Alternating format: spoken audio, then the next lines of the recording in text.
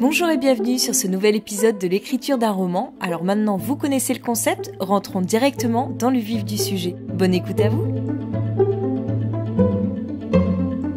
Le dimanche 9 août 2020. Toujours dans le cadre de ce travail sur les intentions cachées ou sous-jacentes de mes personnages, je retravaille la structure de mon histoire, j'améliore l'intrigue. Ça m'aide énormément de faire ce travail parce que je me rends compte quand il manque des scènes, quand il manque des passages, ce qui semble pas trop logique. Et puis du coup je comprends beaucoup mieux ce qui se passe, je suis beaucoup plus plongée dans mon histoire et il y a vraiment des évidences qui surgissent. C'est vraiment un travail hyper constructif que je suis en train de faire malgré le côté fastidieux et le temps que ça me prend. Je suis censée terminer aujourd'hui selon mon rétro-planning. Je pense que ça va être compliqué même si je travaille toute la journée dessus.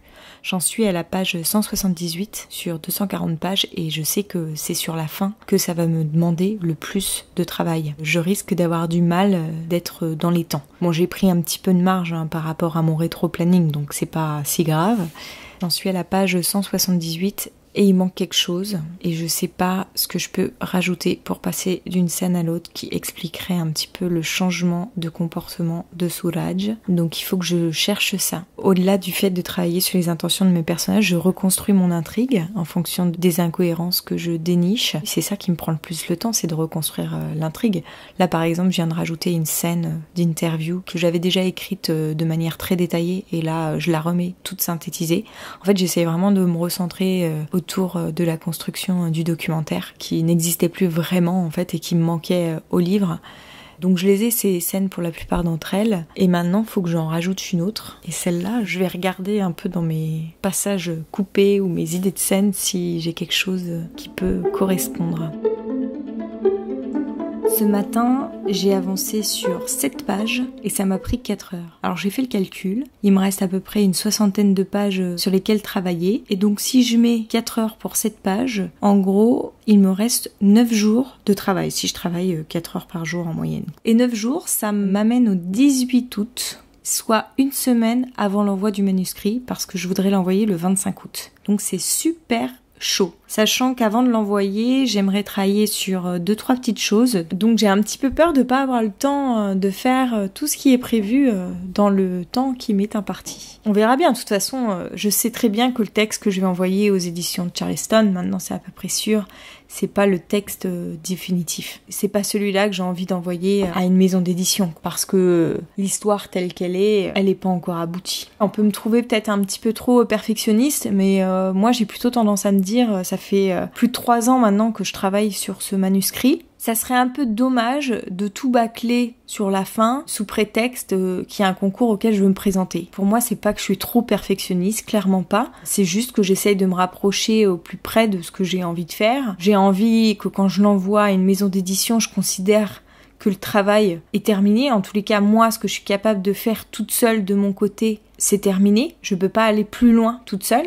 Donc maintenant, soit je trouve un éditeur qui m'aide à poursuivre ce travail, mais que moi, de mon côté, je parviendrai plus à l'améliorer et donc il a atteint un certain aboutissement. Là, à ce moment-là, je pense qu'il sera prêt à être envoyé aux maisons d'édition. Alors peut-être que cet état, je l'atteindrai pas. C'est une question que je me pose, peut-être que je vais continuer à estimer que c'est pas suffisant. Bon, quand même, j'ai l'impression que je suis assez capable de me rendre compte quand il y a une scène qui est bien, quand ça me plaît moins, quand ça marche pas. Je suis autant capable d'être positive sur mon texte que négative. Donc je pense que je serai à même de savoir quand c'est le bon moment pour l'envoyer. Je préfère attendre et puis attendre aussi que la rentrée littéraire passe. Je pense que les éditeurs sont quand même sur d'autres fronts là. Je sais pas quel est le meilleur moment dans l'année pour leur envoyer quelque chose. Parce que après la rentrée littéraire, il doit y avoir Noël. Après il y a peut-être la rentrée littéraire de janvier aussi. Peut-être après janvier, février, mars, dans ces eaux-là, c'est peut-être une période un peu plus creuse. Donc ça reporte à dans super longtemps, mais du coup ça me laisse un petit peu de marge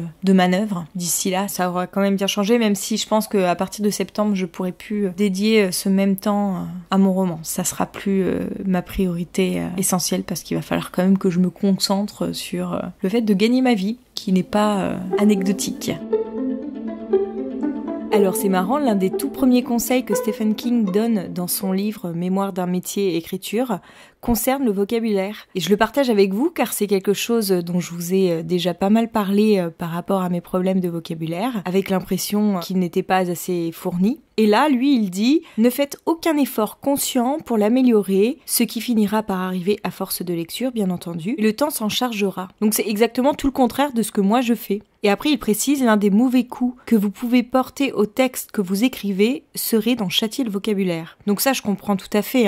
Le but, quand on veut améliorer son vocabulaire, ce n'est pas d'en faire un langage qui nous ressemble plus, qu'on comprendrait même plus. Le but, c'est que notre lecteur puisse nous suivre quand même assez aisément dans la lecture. Là où moi j'ai envie d'améliorer mon vocabulaire, c'est pas tant pour le rendre plus compliqué à la lecture, mais c'est pour agrandir mon nuancier. C'est-à-dire que des fois, il y a des choses que je ne sais pas comment dire parce que je n'ai pas les mots pour le dire. Et je pense que plus on a de mots, plus on peut aller loin dans la pensée, dans la nuance, dans la subtilité, plus on peut décrire les choses avec finesse. C'est vraiment la raison principale pour laquelle j'ai envie d'enrichir mon vocabulaire. Après, je ne fais pas non plus beaucoup de choses dans ce sens. Je suis pas en train d'apprendre par cœur le dictionnaire, par exemple. La seule chose que je fais, c'est de noter les mots que je ne connais pas dans les livres que je lis, avec leur définition à côté. Et si des fois je peux les replacer dans mon propre texte, ça me satisfait déjà pas mal. Mais je vais pas plus loin dans cette démarche pour le moment.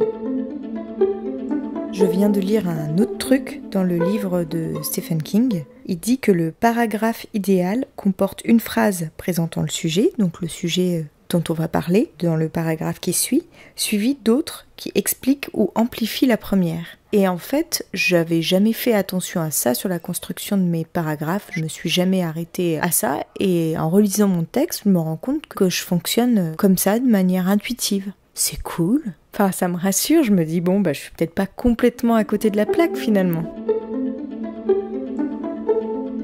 Le lundi 10 août 2020. Je viens de travailler sur une scène relativement importante, tant sur le plan de sa longueur que de son importance dans le texte. Il s'agit de l'interview de l'un de mes personnages et on apprend plein de choses autour du Gothul. Et en fait, j'ai pu déceler, en faisant ce travail sur les intentions de mes personnages, plusieurs incohérences parce qu'il y a eu un petit changement par rapport à ce que moi j'ai vécu, à la réalité du terrain sur lequel je suis tombée. Il y a des questions que pose Soraj qui sont plus en adéquation avec ce que l'histoire est devenue. Donc j'ai dû modifier ça. Et du coup, il y a plein de choses qui sont nées de ça. Maintenant, il parle aussi de qu'est-ce qui se passe si une femme tombe enceinte au Gothul. En tous les cas, est-ce que ça arrive souvent ? Ils abordent cette question alors que jusqu'à présent, c'était jamais abordé. Alors qu'il me semble que c'est plutôt important. Forcément, une femme qui entend parler du Gothul pour la première fois, elle se pose cette question. Et donc enfin, j'ai trouvé l'occasion d'en parler. Et du coup, j'ai écrit une nouvelle scénette qui va prendre place juste après cette scène où justement il y a une jeune fille qui tombe enceinte et qu'est-ce qui se passe pour elle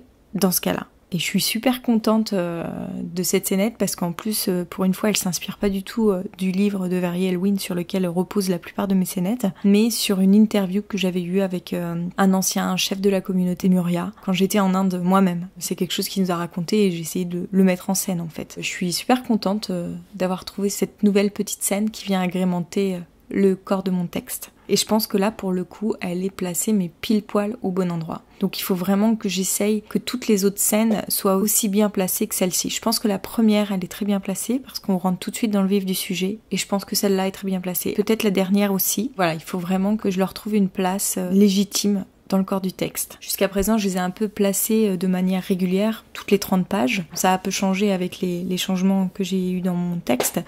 Mais ça suffit pas à justifier leur emplacement en fait. Il faut vraiment qu'elles aient une résonance par rapport à ce qui vient de se passer ou par rapport à ce qui va se passer. Donc c'est là-dessus qu'il va falloir que je travaille dans les prochains jours. Je suis censée normalement avoir terminé sur les intentions de mes personnages et de commencer ce travail aujourd'hui, selon mon rétro-planning. Bon c'est pas le cas. Je pense que je vais encore travailler aujourd'hui et demain sur les intentions de mes personnages. Demain, j'espère avoir fini, si je suis assez efficace aujourd'hui. J'en suis à la page 195 sur 243, donc voilà, il me reste à peu près un petit peu moins d'une cinquantaine de pages. En 2 jours, je devrais pouvoir terminer ça. Si j'ai pas trop de choses à changer, comme je sais qu'il y a des scènes que je vais bientôt supprimer, ça va un peu élaguer le texte, je pense, et me faire gagner du temps. C'est tout pour aujourd'hui, j'espère que l'épisode vous a plu. Si c'est le cas, je vous donne rendez-vous vendredi prochain pour une nouvelle diffusion. Si vous avez aimé, n'hésitez pas à vous abonner au podcast ou même à le partager autour de vous. Et pour échanger avec moi, ça se passe toujours sur Instagram où vous me retrouverez sous le nom d'Aurélia Horner. À bientôt!